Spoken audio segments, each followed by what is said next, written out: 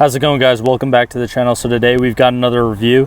Today we're going to be reviewing this 2016 Audi A3 E-Tron. So for this specific year, Audi, it actually is offered in 3 different trims. It is in the Premium, Premium Plus, and the Prestige, going from lowest to highest. And they all pretty much have the same exact drivetrain, but this trim is actually the Premium Plus. So it's pretty much like kind of right in the middle. It does have a decent amount of, luxuries in the interior and different options and things like that. But again, the drivetrain for all 3 different trims are exactly the same. So now talking about the body of this vehicle, it's pretty much just a 4-door sportback design. It feels like a normal car with just like added space in the back, which is actually kind of funny because this is technically considered a compact car, and it definitely doesn't like have a lot of storage space in the back, but you can fold the back seats down, and when you do, it does have a decent amount of space, making it a pretty versatile car. So now still talking about the body of this vehicle, the dimensions for this Audi are actually, it does actually have a height of 56 inches, a length of 170 inches, a wheelbase of 103.5 inches, and its curb weight is actually kind of up there. It's actually over 3,600 pounds, which, I mean, just looking at it, it seems like it would weigh lighter, but apparently not.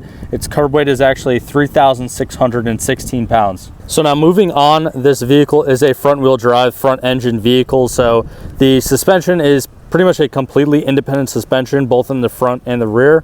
And also this car does come with front and rear stabilizer bars from factory for a little bit added support. So the wheel setup on this car is basically just the factory setup, and it does come with 17-inch by 7.5-inch alloy wheels, which does come standard with the Premium Plus as well as the Prestige trim. So yeah, these 17-inch wheels can be found on the Premium Plus and the Prestige trims, but the regular Premium is actually only offered in 16-inch wheels. So anyways, that being said, these wheels are actually wrapped in 225s by 45s by 17-inch all-season tires. Pretty standard for most vehicles. So needless to say, the wheel and tire setup for this vehicle is pretty standard, as well as the brakes. I can't really see them that well, but underneath they just look like kind of like double piston calipers in the front and single piston calipers in the back. I don't know the dimension size for the rotors, but those also are pretty standard as well. All right, guys, so now I do have the hood popped on this Audi A3 E-Tron, and underneath the hood you can see the gas engine. Now again, it is a front engine, front wheel drive hybrid, plug-in hybrid car. So you can actually see the battery pack that powers it, but we will talk about that in a second. So first, I do want to briefly talk about the 1.4 liter double overhead cam 4-valve per cylinder inline 4-cylinder turbo engine that does power this thing. Now it is obviously, as you can see, transverse mounted, and it does actually deliver its power through a 6-speed automated manual transmission, which is pretty much automatic. It drives like an automatic. Now that being said, this is actually only the second car that I've reviewed that actually does have a automated manual transmission, and the first car that I reviewed that had it was pretty much that Porsche GT2 RS that I actually filmed and drove, which was an amazing experience. If you haven't checked that out, I'll definitely leave a link on the top of the video right now to that. And I do kind of find that pretty funny because comparing this Audi A3 E-Tron to a Porsche GT2 RS is really not much of a comparison at all. So that being said, guys, a rechargeable 8.8 kilowatt lithium ion battery pack is actually mounted beneath the rear seats, and the gas engine that I just mentioned before, the 1.4 liter 4-cylinder turbo engine that's right in front of you guys right now, actually only makes 150 horsepower and 184 foot-pounds of torque by itself, while the electric motor actually does chip in 102 horsepower and 243 foot-pounds of torque. So that being said, combine the two, and basically the total system output is rated right at 204 brake horsepower and 258 foot-pounds of torque when both motors are actually in full swing. So now that also being said, the fuel economy on this car is absolutely amazing. It does have a combined average of 35 miles per gallon, and it does have a 10.6 gallon fuel tank. And plus on top of that, again, it is a plug-in hybrid and has approximately 17 miles of pure electric range. All right, guys, so now moving on to the interior, it definitely is a little bit more, I guess, luxurious than just like a regular standard car, but it pretty much has the feel of like a regular car. Now, when researching this vehicle, the term that I kind of kept like finding over and over and over again was pretty much entry-level luxury car. Now, that being said, it is still like very nice, but it doesn't still have like some of the options of, I guess, like the more luxurious models that Audi offers. And plus, it's also not like the highest trim. It is that middle like premium plus trim. So when actually compared to the regular premium trim, this premium plus trim actually adds the 17-inch alloy wheels that we talked about on the outside of the car, adaptive LED headlights, upgraded trim on the inside, as well as heated front seats, an auto dimming rear view mirror, and also does add Audi's proprietary digital music interface with an iPod cable. So if any of that really interests you guys, that's pretty much what separates the regular premium from this premium plus. And as you guys can see down here, it is a automatic, again, automated manual, pretty much just automatic, shiftable automatic transmission. Kind of like the same thing in my eyes. If you really want to get technical and know the difference, definitely let me know down in the comments below. But to start it, you just press the start right up, and then a screen actually does lift up, which is pretty cool. I think it's going to keep, okay, it stopped, but it is going to like tell me to put my seatbelt on before I actually do start driving. The screen is not a touch screen or anything like that. You control like the radio and all that stuff down here, as well as the volume, and it does have controls on the steering wheel as well, which does make it a little bit more easier when you're actually driving and trying to focus on the road. So that being said, guys, without further ado, I'm going to take this Audi A3 E-Tron for a drive and show you guys my initial reactions.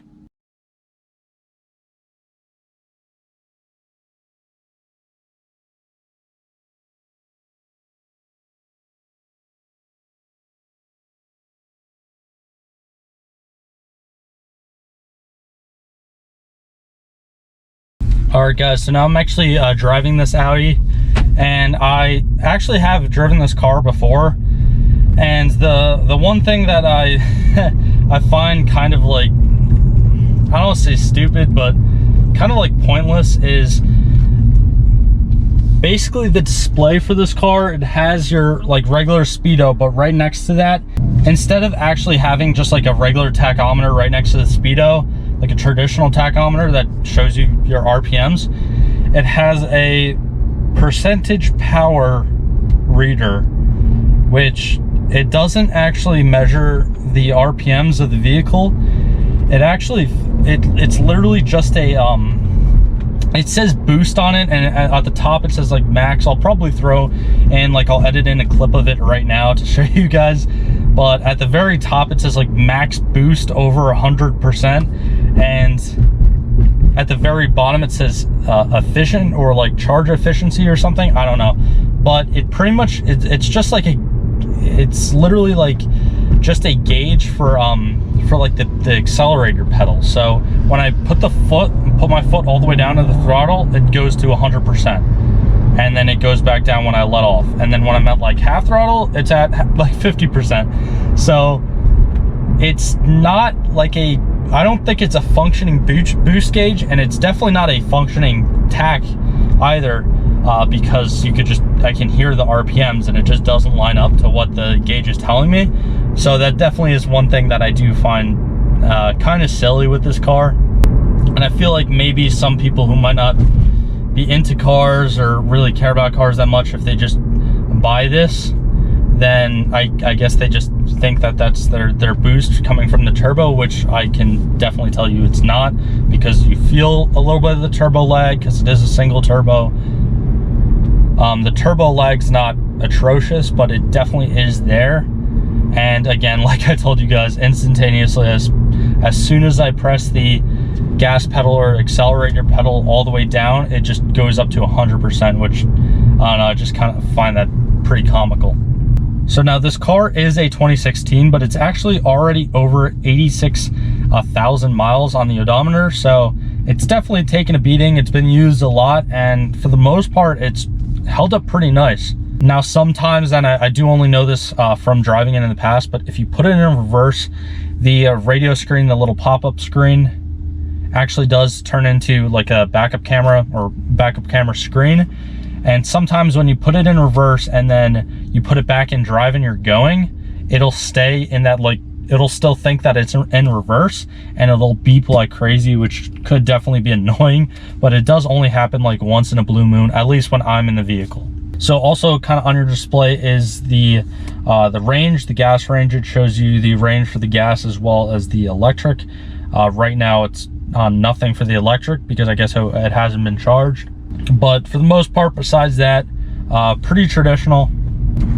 So now actually going onto a road and accelerating.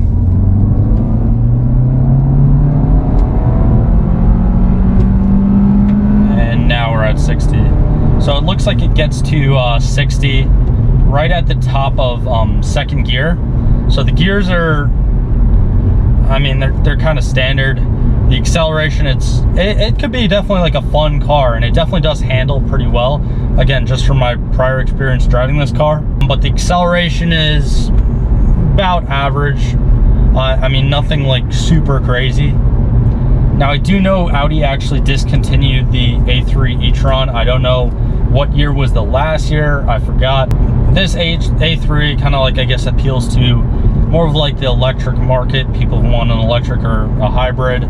Me personally, I'm not super into hybrid vehicles, but I did actually drive a couple months ago, actually a few months ago now, the Toyota RAV4 Prime, the new 2021 Toyota RAV4 Prime.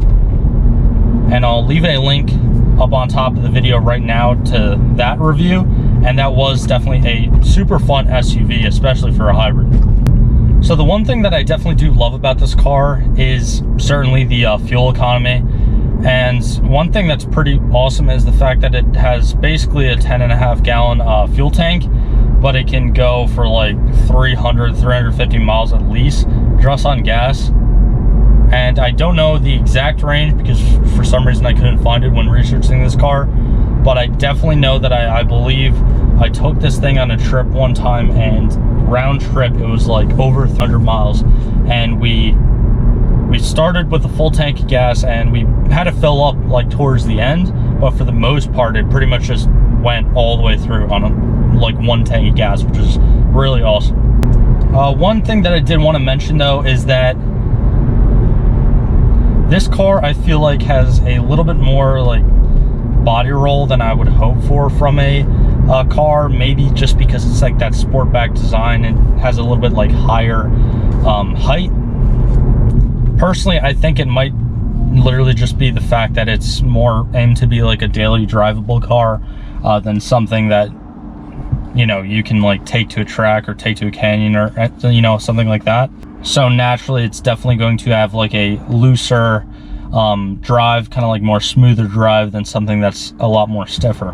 But yeah, for the most part, even though it's a 2016, it still feels like a new car, even with almost 90,000 miles on the odometer. That's one reason why I don't necessarily like German cars that much, because I feel like they do have, or a lot of them do have reliability issues. But the owner has said that they've never really experienced anything major with this car, no major malfunctions, nothing that needed to be replaced that was major or anything like that. Just your normal, you know, tires, brakes, fluids, things like that. Which, mind you, to service a German car is definitely a decent amount of money, because I'm pretty sure you have to have, like, you know, certified mechanics only work on it. But I mean, besides that, guys, there's not really that much more to talk about. So that's pretty much just gonna end the video today. I hope you guys enjoyed this review. I hope it was informative. And if it was informative at all, or you guys enjoyed it, definitely be sure to leave a like down below. It helps me out a ton as a smaller YouTuber. And also definitely be sure to subscribe. A lot of you guys that watch my videos aren't even subscribed. So I put out car reviews like this, modified car reviews, DIY videos, car show vlogs, automotive news, like a bunch of different videos, and I post at least 3 times a week. So if you haven't already, definitely be sure to subscribe. Anyways, I hope you guys enjoyed today's video. Like always, thank you guys for all the support, and I'll see you guys in the next one.